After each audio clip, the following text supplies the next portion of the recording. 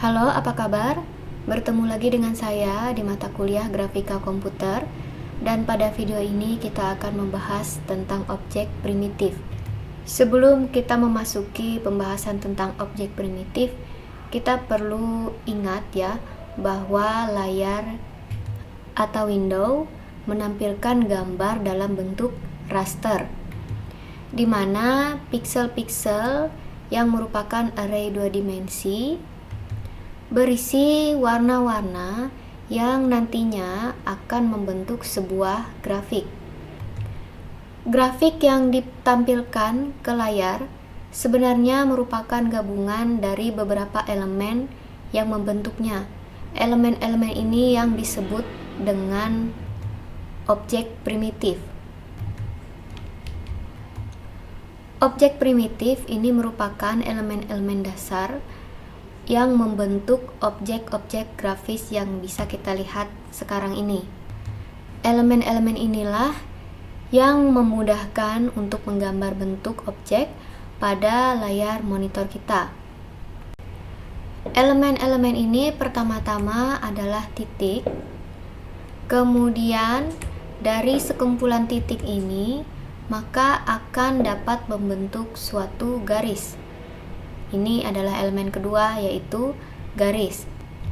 Dengan garis-garis yang saling terhubung oleh titik-titik yang ada, maka akan membentuk suatu bentuk segi. Baik itu misalkan segitiga, segi empat, atau bentuk segi yang lain. Selain garis-garis yang membentuk segi, ada juga elemen kurva. Kemudian elemen yang lain yaitu bentuk lingkaran. Elemen-elemen inilah yang akan membentuk objek 2 dimensi. Dari objek 2 dimensi dapat juga dibentuk objek dalam bentuk 3 dimensi.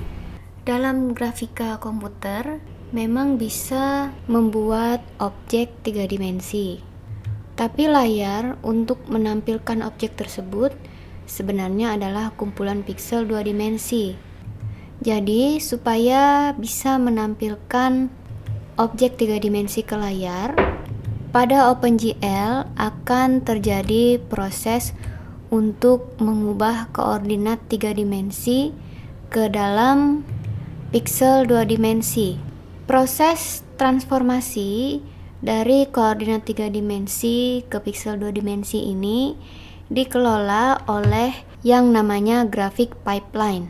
Graphic pipeline ini akan mengambil suatu set koordinat 3 dimensi untuk masukannya, kemudian diubah menjadi piksel 2 dimensi yang berwarna pada layar.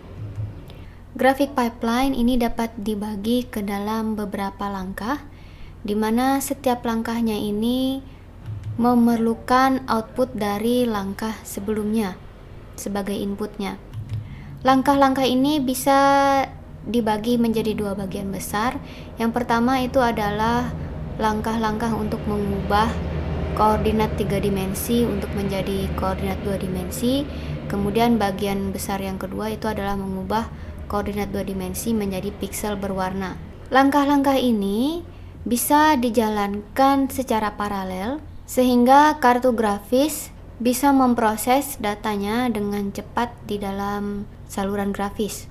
Core pemrosesan akan menjalankan program kecil pada GPU atau kartu grafis untuk setiap langkah di dalam pipeline ini.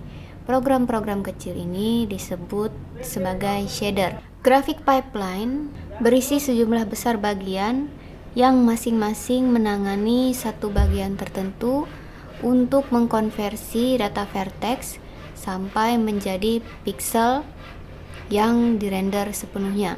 Sebagai contoh, ketika misalkan ada input di data vertex ini berisi list 3 koordinat 3 dimensi yang akan membentuk segitiga. Vertex itu adalah titik-titik ini ya. Jadi vertex ini atau titik-titik ini merupakan kumpulan data di setiap koordinat 3 dimensi.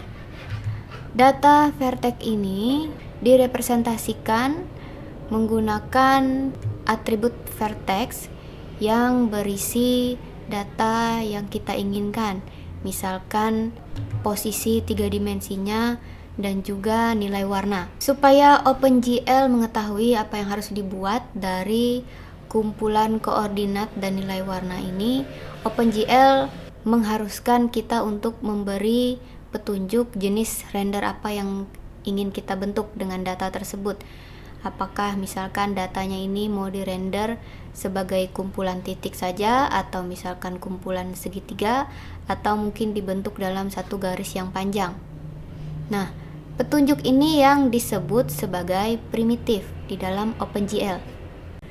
Beberapa petunjuk ini dapat dilakukan dengan memberikan perintah seperti GL points, GL triangles, atau GL line strip pada OpenGL. Kembali ke langkah dari graphic pipelines. Bagian pertama dari pipe ini, yang pertama adalah vertex shader. Ini untuk mengambil input dari data vertex. Vertex shader ini akan mengubah koordinat 3 dimensi menjadi koordinat 3 dimensi yang berbeda, yang disesuaikan ke 2 dimensi.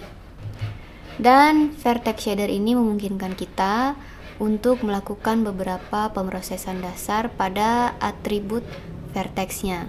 Kemudian selanjutnya itu adalah shape assembly.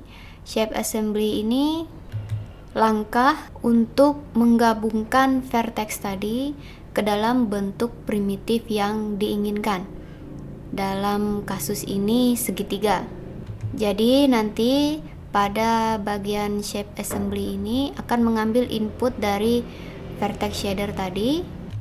Semua vertexnya akan diambil dengan menggunakan perintah GL point misalkan, kemudian akan dibentuk ke dalam bentuk primitif yang diinginkan.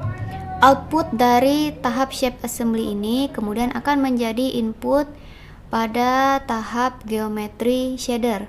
Geometry shader ini akan menghasilkan bentuk lain dengan membuat simpul baru untuk membentuk primitif yang baru.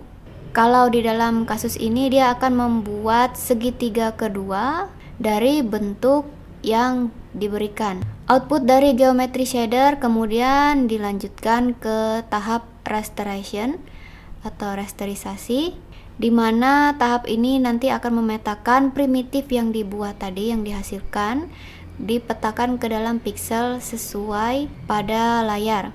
Ini akan menghasilkan fragmen yang kemudian nanti outputnya digunakan oleh bagian fragment shader. Sebelum shader fragmen ini dijalankan, maka dilakukan terlebih dulu yang namanya clipping. Proses clipping ini membuang semua fragmen yang ada di luar tampilan untuk meningkatkan kinerja.